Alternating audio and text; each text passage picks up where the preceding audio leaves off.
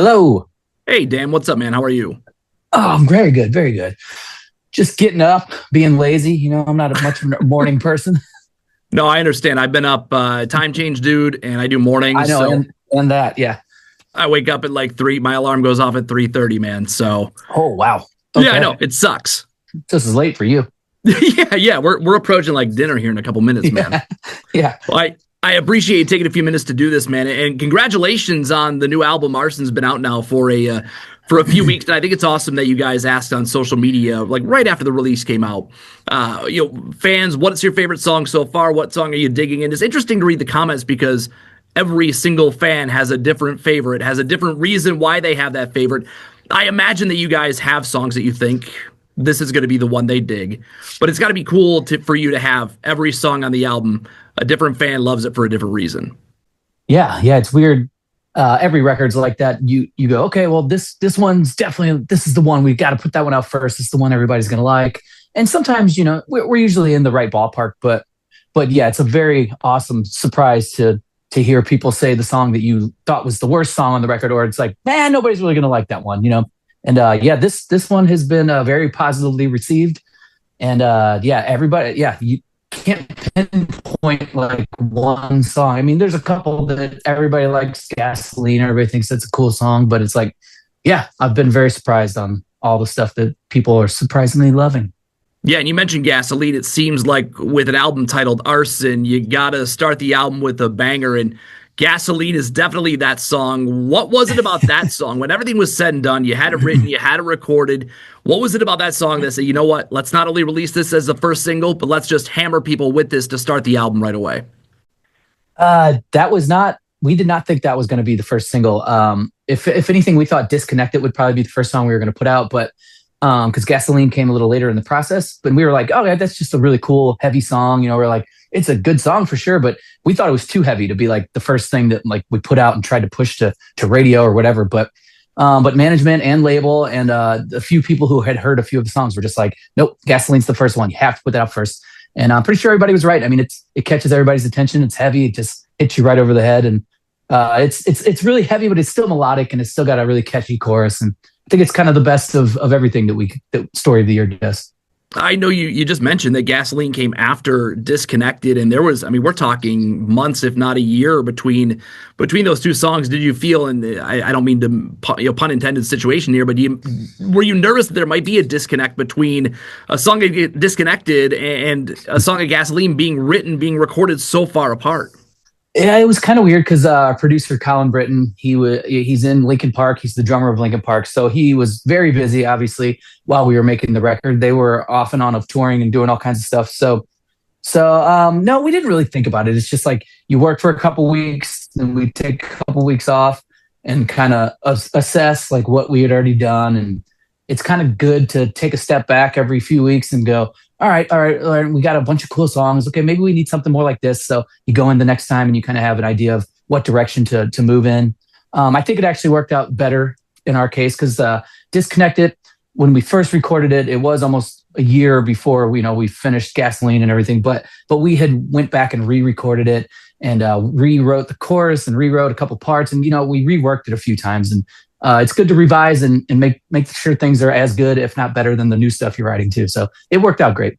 When you have that sort of time, when you have the opportunity to go back and listen to something you've recorded a few different times, do you ever feel like it's officially done, even though the record's out? Do you listen back and go, man, I wish we would have? Or are you guys like, no, we nailed this one?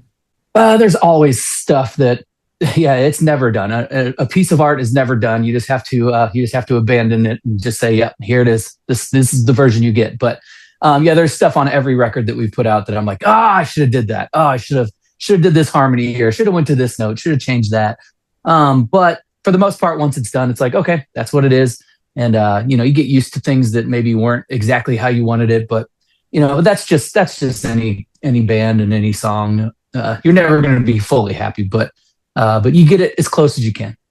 I know you guys have talked a lot in other interviews about the writing process and how it's working now as opposed to early when the band first started, how much more fun is it now to write when, as you've said, you're a little more open to things, you guys are a little less protective of maybe something you bring to the table, and things are more, it's more of sort of an open dialogue, open conversation with the band where you guys are just out there to have a good time. Yeah, the with technology, everything has changed so much since 25 years ago or so. Whenever we were first writing, like Until the Day I Die or something, we would used to just get in a room for 8 hours in a row and just jam until you get a good idea, and there's all of us sitting there and being like, yeah, that's cool, that's cool.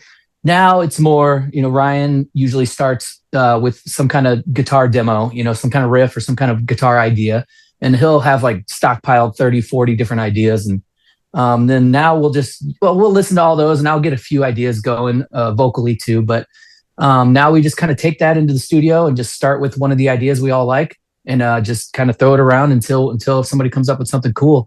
And yeah, it's cool because with technology now you can just send things back and forth and kind of work it out more on your own, and you don't have to toil away and for 8 hours at a time in a room just searching for one little thing, But yeah, it's kind of always been the same for us. It's just play music until somebody goes, "Oh, that's awesome! Yes, that's the one."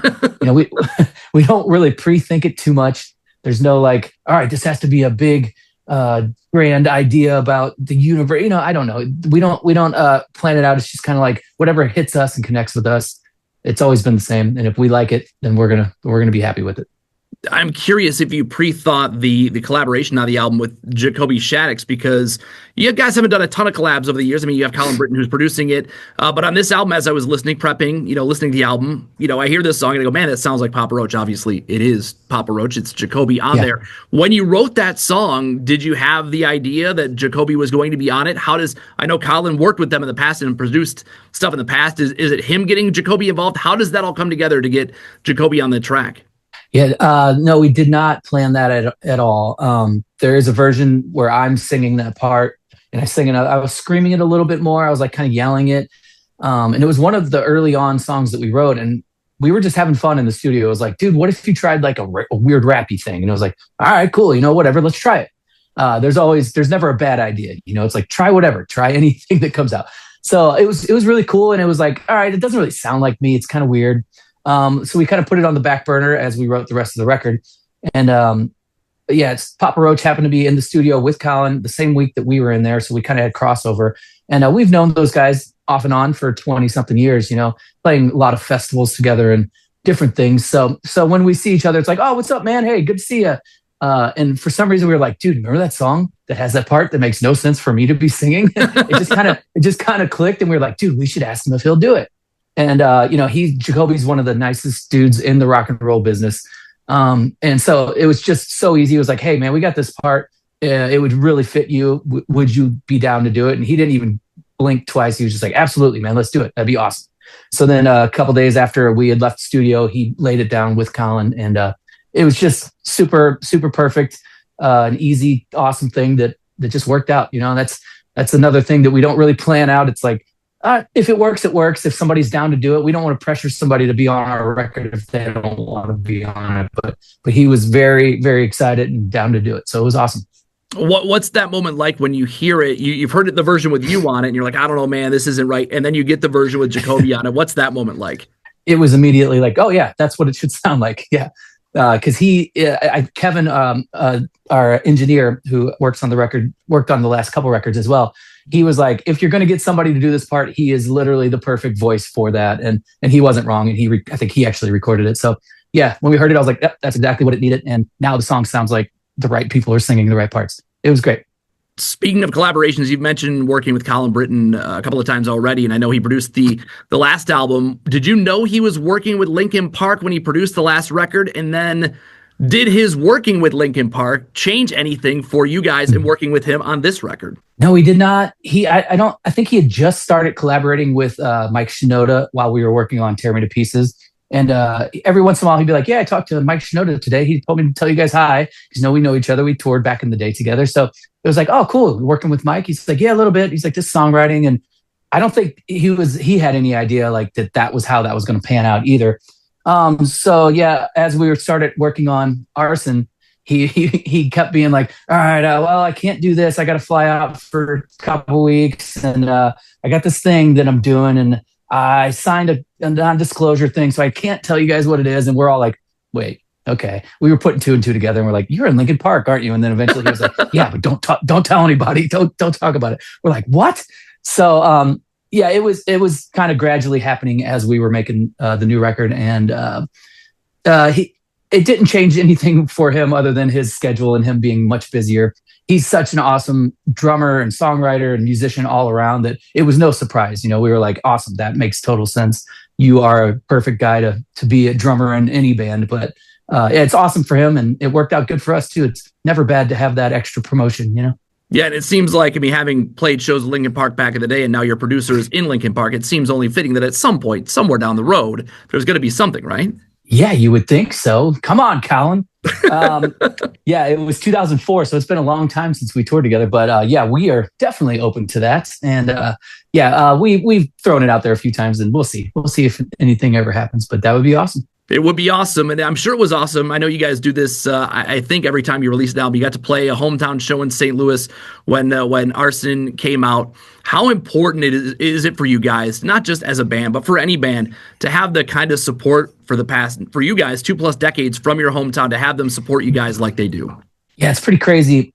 Being from St. Louis, there's not a lot of rock bands like of our variety from this area. There was a band called The Urge that we really looked up to, but they had some success. They got signed and did some touring and stuff, but they were more on the ska punk kind of that side a little bit. But there was never a harder rock band like us, like to do what we did from St. Louis. So if we were from New York or LA or something, I think our band would have just kind of fit in with a lot of other bands, and we wouldn't necessarily have as much of a home following as we do. But we've always had this special connection with St. Louis, and that's why we make sure every record we put out, we always try to do the release here and do like make it a big special event with our hometown crowd. And the radio station here, 105.7 The Point, they were always one of the first stations to play us, and the first ones to add every song off of every new record we put out. So it's always special to celebrate here. And yeah, we are very lucky that we're from a city that we kind of can fill that void of what a big rock and roll band should be. Yeah, and not only the support from St. Louis, but also the support of your bandmates, because you guys are sort of lucky enough to have the same sort of core four people. There's been some changes here and there, but over the 20+ years, man, it's essentially the same four dudes, and that's pretty rare to have you guys there together still in 2026. Yeah, that is a very rare thing, and I think that's a lot to do with us being from St. Louis and being, not being from a huge city where there's thousands of people who are better than you at every instrument. It's like, we grew up just being friends and skateboarding together and just wanting to hang out more than actually wanting to be great at music. It just kind of all fell into place. It's like, oh, we should be in a band. Yeah, why not? We all like music. We all play music. It just kind of always worked, and we were friends first. And yeah, it's the original four who started this band around 2000 when we finally got, because I was our drummer for a long time. And Adam was in a different band, and me and Ryan have been playing since 95 or 96 together in some form or another. But yeah, once we got to where I started singing, Josh was playing drums, and Adam and Ryan, this was the original 4-piece. And then, we had a couple guitar players through the years over that. But yeah, it's cool. It's pretty rare to have that many years of the same lineup. It's very rare, and it's kind of awesome. We're proud of that. And you should be. And so as of right now, looking at the website, the tour date section of your website is filled with festival appearances. You're playing Grand Rapids here in Michigan at Upheaval Festival coming up this summer. Now that you guys are family men, you've been doing this for so long, do you guys prefer the festival gigs where you come in, you play the show, and you get to go back home, or are you itching to sort of get out and like do a full-blown tour? I like both. The festival gigs are good because, you're not gone for long, but we're about to announce a couple different legs of a big U.S. tour as well that are going to. So there's a lot. All the cities are going to get some love here very soon in the U.S. But it's kind of better to be in a bus for a whole month and like you play every day. You just get so much more in the zone. My voice gets like stronger, and when you have to do one off after you haven't sang for 2 weeks, it's like, okay, I'll jump in, and you're like, it's a lot to get that muscle back again. So it's kind of better. You get more in the zone of being on the road and playing every single day. You become a little better as a musician. But Either one's fine. I just want to play shows in any capacity we can and not be gone for too long. Like you said, yeah, I have two kids. Most of us have kids, and leaving for months at a time is the worst part about the job for sure.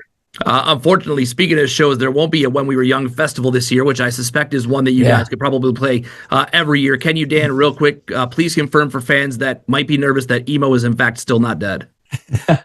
Well, yeah, I didn't realize until recently that when We Were Young wasn't happening this year. But it makes sense. They did like 4 in a row and only in one city. It's like I think they want to try to expand and try to figure out a better way to get to more people and to make that a more special event from what I've kind of seen. So I don't know if emo is alive or dead. I never considered our band an emo band back in the day. It's like there was never a time where us and Blink 182 and Papa Roach were all in the same, under the exact same umbrella, which is awesome. I love that the term emo is bringing everybody together, and it brings a lot of different kinds of genres of music under one similar thing.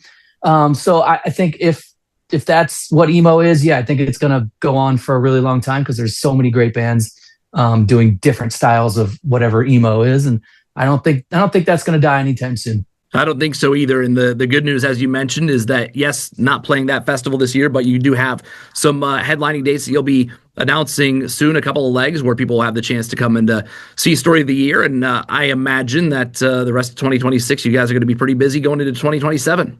Yeah, we got pretty much the whole rest of the year. We're going to be busy after these first couple months. We were supposed to be in Australia right now, and that got canceled. So that kind of threw a little wrench in our touring plans to release this record. But yeah, we're going to be busy for the rest of the year. And then hopefully next year we'll start getting more international stuff again. And yeah, just planning on supporting the record and continuing the momentum that we've been building the last few years and just keep it going. I know on your Instagram bio mentions that you're a pizza aficionado. When you set up these tour dates and you guys schedule this stuff, are there certain spots when you go to this city or going to this spot to grab a slice? Do you know exactly where you're going? Definitely on the East Coast, there are ones that we always hit every time you're there, But yeah, I love pizza, but yes, I am 45 years old, so I have to moderate my pizza intake at this age. But yeah, I still find a way. To get it in whenever I can. What's the perfect topping for the perfect pizza for the pizza aficionado? I'm pretty simple, just pepperoni but I love jalapenos on pizza. But that's rare if you're going to go get a slice or something. But if I'm ordering pizza, it's always going to be something with jalapenos as well. Probably also not great for the voice if you've got a show coming up. Weirdly, nothing really affects my voice like that. I do everything wrong. I drink I drink Jameson and just yell at people. Basically, is how I keep it strong.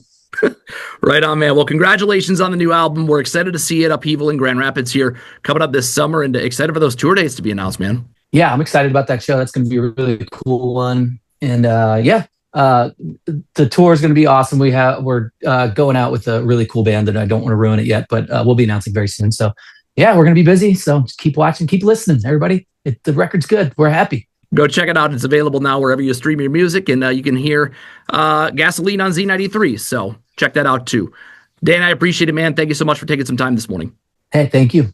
We'll see you soon.